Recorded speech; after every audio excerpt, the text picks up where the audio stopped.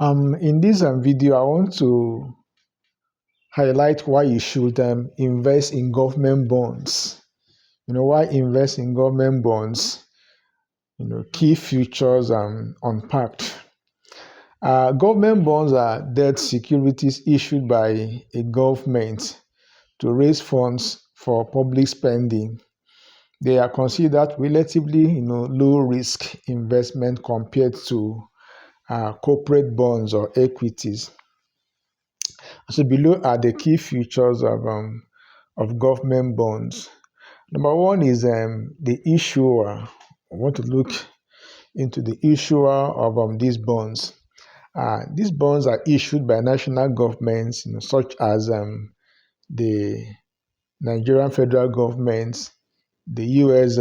Treasury, and it incorporates items like Treasury bonds, T-bills, and governments like the UK, they call it government guilds, and it's equally obtainable in virtually every country of the world, virtually every country, all countries, most countries issue bonds to be able to fund capital projects and other government expenditures. Number two is low risk.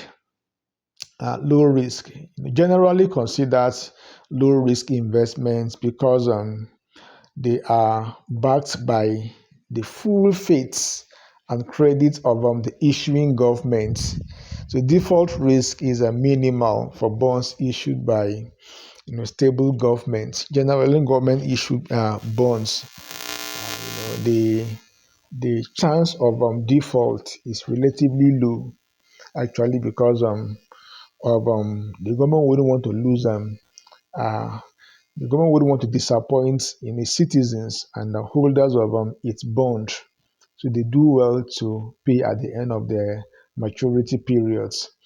Number three is fixed interest. It is called coupon rates. Typically, pay a fixed rate of interest, and at this payment is done at regular intervals. Usually, it could be semi-annually or annually.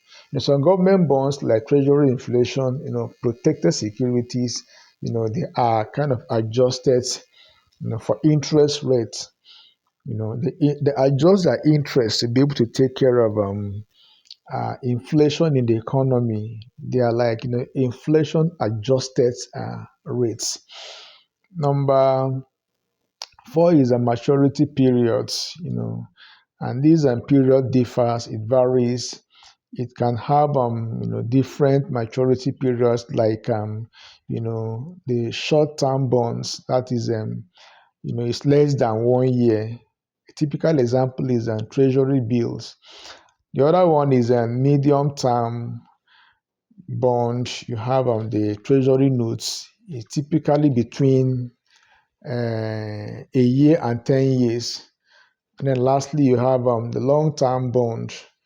These are treasury bonds, and the maturity date is 10 years and beyond. It takes a longer duration. So generally, it ranges from a year to 10 years and above. That's a typical bond duration before it gets to maturity. Number five is tax advantages. Interest on some government bonds may be exempt from certain taxes. Example is the U.S. Treasury bonds are exempt from states and local taxes. If you buy a typical U.S. bond, Treasury bond, you will not need to pay, state taxes as well as local taxes. You are exempted from paying those taxes. Number six is liquidity. When it comes to liquidity, the bonds are considered highly liquid, especially those issued by major economies, as they are actively traded in financial markets. Bonds of developed countries are kind of highly liquid. You could decide to trade your bonds. In this case, if you don't want to wait So if you don't want to hold your bonds until maturity, you may decide to trade it in the open markets, and so you could trade at the discount, and that liquidity is always there. Please give this video a thumbs up, like this video, and subscribe to this channel. It will help me a lot. Number 7 is face value, what is called par value. So bonds are issued at a specific face value, which is the amount repaid to the investor at maturity. That is, this constitutes the amount of money the government will pay you at the maturity of these bonds. Number 8 is market price volatility. Market price volatility, price fluctuates based on the changes in interest rate, inflation expectation, as well as credit risk perception of the issuing government. These are the factors that actually affect the market price of these bonds. Number 1 is interest rate. Number 2 is inflation expectation, and number 3 is the perception, the risk perception of investors, as regards the company, the country that issues this bond. Number 9 is yield. The return investors earn, including the coupon payments and any difference between the purchase price and the face value. Yield changes with market condition. This yield is not actually it's not stable. It changes depending on the market environment, depending on the market condition. These are what really influence the yield you will obtain from the bond. And yield here includes the coupon rates. It equally includes the difference between the purchase price and the face value of this bond. And of course, these factors are governed by the prevailing market conditions. Number 10 is denomination. These bonds are issued in various denominations, allowing accessibility to both retail and institutional investors. So anybody can participate because the bonds are usually issued in different denominations. So a typical retail investor, individual investor can purchase, and um, institutional investors that have bigger amounts of money can equally, participate. Like in Nigeria here, usually they have denomination, I think, out of 50,000 thereabout. You could buy for 50,000, while other investors could buy for as much as 50 million, 500 million, and even and above, depending on their financial capability. So no one is exempted. The little man can invest, and the huge institutional investors and the high net worth individual can equally invest because of the denominations involved. Number 10 is in types of government bonds. You have conventional bonds. These bonds pay interest and return principal at maturity. That's a conventional bond. They give you the coupon, and then regularly and at maturity, they return your capital to you.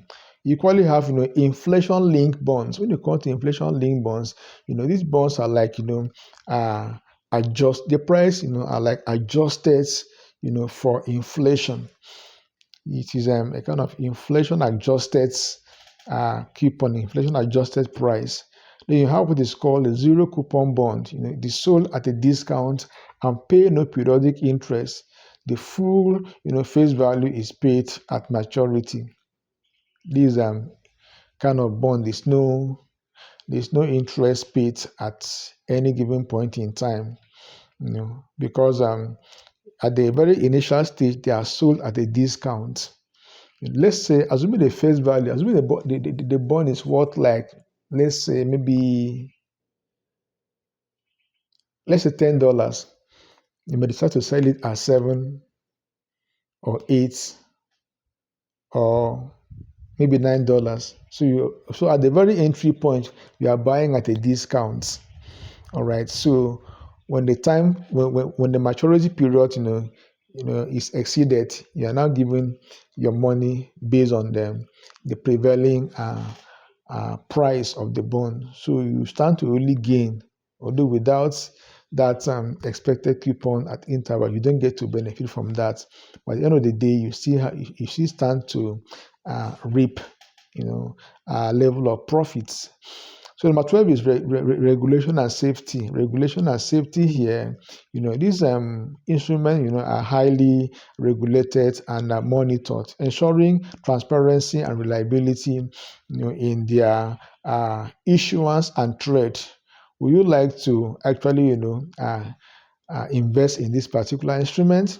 If you are kind of risk averse, you cannot tolerate risk, you cannot really bear, you know, the stress that comes with you having to personally invest your money, then government bonds, are for you. You just invest your capital and at regular interval, either annually or biannually, or biannually, you get to, collect your coupon until at maturity date, your capital is returned, back to you